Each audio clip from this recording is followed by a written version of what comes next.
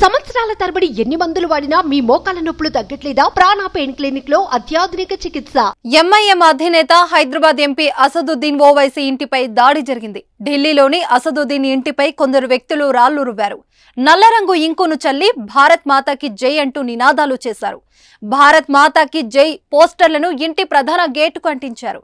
అసదుద్దీన్ ఓవైసీ లోక్సభ సభ్యత్వాన్ని రద్దు చేయాలంటూ డిమాండ్ చేశారు.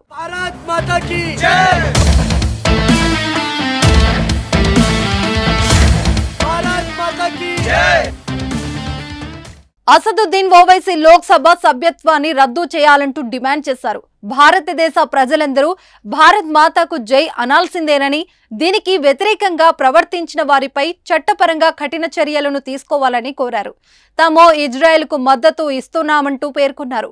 ఈ ఘటనతో అసద్ ఇంటి వద్ద ఉద్రిక్తత చోటు చేసుకుంది. సమాచారం అందుకున్న వెంటనే పోలీసులు సంఘటన స్థలానికి చేరుకున్నారు. పోస్టర్లను చించివేశారు.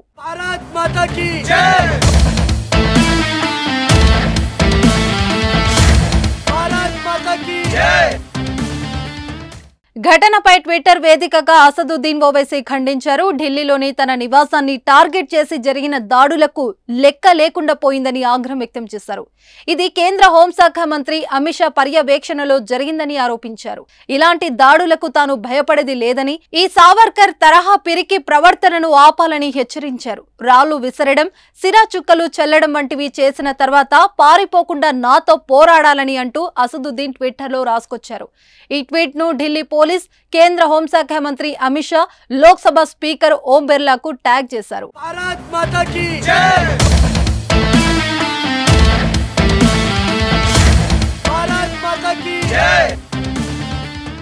లోక్సభలో ప్రమాణ స్వీకారం సందర్భంగా ఎంపీ అసదుద్దీన్ జై పాలస్తీనా అని నినాదించడం దేశవ్యాప్తంగా వివాదాస్పదమైంది. ఇజ్రాయెల్ పాలస్తీనా యుద్ధం నేపథ్యంలో ఆయన చేసిన ఈ నినాదం తీవ్ర దుమారం రేపుతుంది.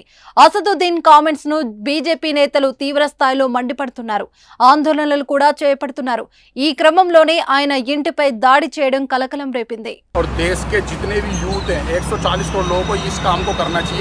देश में हमें एमएलए एमपी पार्षद ये सब ऐसे नीचे नेता तो भारत माता की जय ना बोले, इनके ऊपर सख्त कार्रवाई होनी चाहिए ओवैसी के ऊपर। और देश के जितने भी यूथ हैं 140 करोड़ लोगों को इस काम को करना चाहिए।